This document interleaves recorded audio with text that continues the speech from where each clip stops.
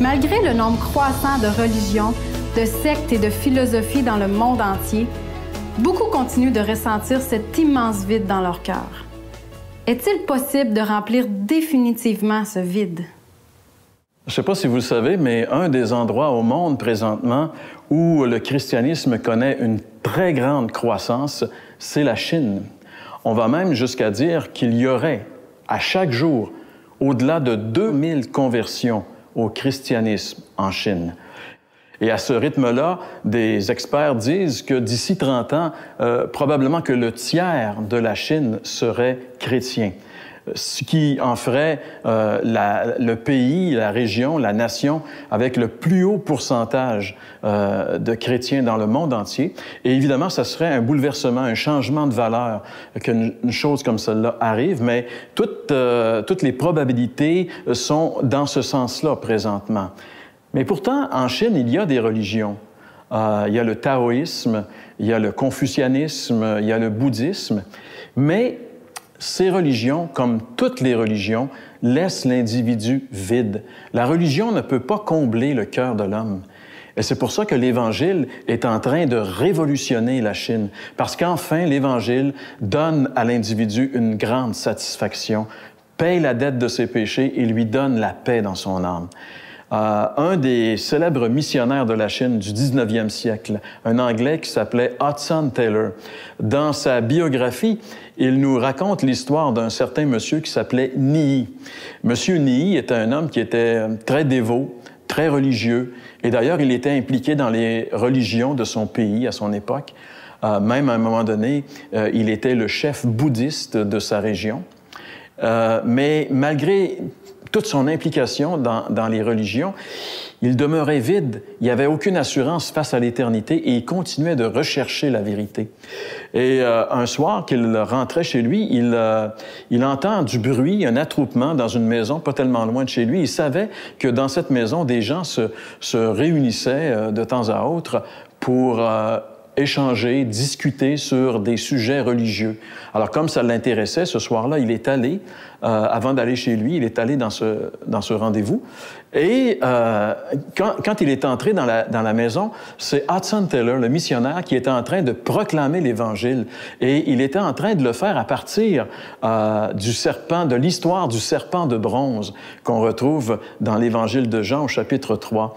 Et ce soir-là, en écoutant simplement l'histoire du serpent de bronze proclamée par Hudson Taylor, M. Ni a accepté l'Évangile, a reconnu qu'il était pécheur, il a accepté le Christ comme son sauveur et il a eu la vie éternelle. Enfin, il était comblé. Enfin, il était satisfait. Et cette histoire, j'aimerais peut-être qu'on puisse ensemble la regarder. Vous savez, l'histoire du serpent de bronze, c'est une histoire qui nous vient de l'Ancien Testament. Quand les Israélites ont quitté l'Égypte, où ils avaient été en captivité et en esclavage pendant plusieurs siècles, sous la conduite de Moïse, on connaît bien l'histoire, enfin la plupart d'entre nous, les Israélites ont réussi à se libérer de l'emprise du Pharaon. Ils ont été libérés de l'Égypte, mais avant d'entrer dans la terre promise, ils devaient traverser le désert. Et ça, c'était pas évident. Et lorsqu'ils sont entrés dans le désert, les livres des Nombres, entre autres, dans le Nouveau Testament, nous racontent cette histoire-là et nous racontent que très souvent, les Israélites s'impatientaient après Dieu, murmuraient contre Dieu, se plaignaient continuellement, grognaient et à un moment donné, Dieu ne pouvait pas supporter l'attitude de ce peuple qu'il avait libéré et qu'il avait pris sous son aile. Et il devait intervenir, il devait les corriger. Et à un moment donné, dans le livre des Nombres, je crois que c'est au chapitre 11, on voit que Dieu va envoyer, encore une fois, les Israélites sont en train de dénigrer Dieu, ce qu'il fait pour eux. Alors Dieu va envoyer des serpents venimeux. Et c'est des serpents qui mordent les gens. Et dès qu'une personne est mordue, elle va mourir. C'est un venin mortel. Et finalement, il y a plusieurs personnes qui meurent en Israël, tant et si bien qu'à un moment donné, les gens du peuple vont voir Moïse et lui disent « Écoute, on a vraiment péché contre Dieu, on a vraiment fait quelque chose qu'on n'aurait pas dû faire. Maintenant, si tu veux, demande à Dieu qu'il nous donne une solution, parce que sinon, on va tous mourir. » Et là, Moïse est allé, il a demandé à Dieu une solution, et Dieu lui a dit de se faire un serpent en bronze et de l'élever d'une manière telle que, peu importe où les gens sont dans le camp, une personne qui a été mordue par le serpent se tourne vers le serpent de bronze et automatiquement est guérie.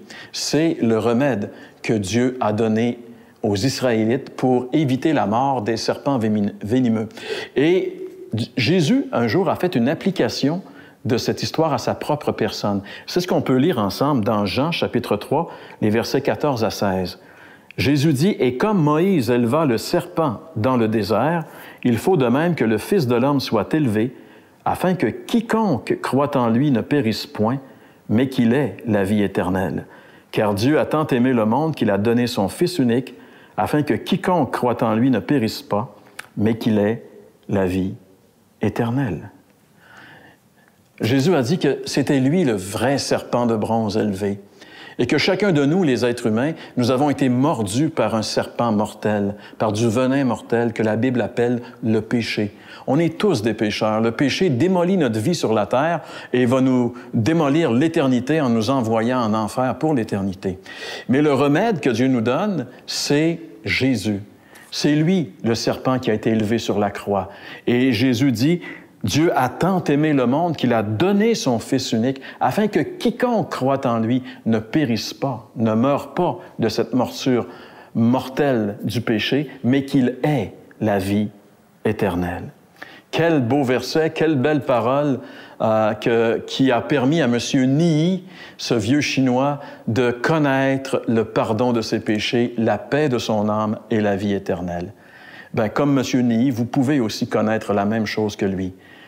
Toute religion, votre indifférence, toutes ces choses-là ne pourront jamais satisfaire votre âme. La seule chose qui peut satisfaire votre âme, c'est Jésus. C'est lui. Il est mort pour vous sur la croix il y a 2000 ans. Il a été élevé sur cette croix comme le serpent d'airain. Et si vous vous tournez maintenant vers cette croix, si vous portez les regards et que vous regardez celui qui est en train de mourir sur cette croix et que vous réalisez qu'il est en train de mourir parce qu'il est en train de porter vos péchés, qu'il est en train de mourir à votre place, qu'il est en train de vous sauver et que vous reconnaissez que ses souffrances et que sa mort, c'est vous qui l'avez provoqué à cause de vos péchés, c'est moi qui l'ai provoqué à cause de mes péchés, mais si vous vous confiez en lui, si vous lui demandez pardon et vous l'acceptez comme votre Sauveur et Seigneur, vous allez expérimenter la vie éternelle. L'Évangile, c'est miraculeux. L'Évangile, ça sauve les âmes. Ce que la religion ne peut pas faire, ce que les bonnes œuvres ne peuvent pas faire, seul l'Évangile peut le faire. Mais ça ne doit pas rester une vérité abstraite. Vous devez l'expérimenter et l'expérimenter maintenant. Ne remettez pas à demain cette décision. Demandez à Jésus de venir dans votre vie dès maintenant et vous verrez que l'Évangile, c'est vraiment miraculeux.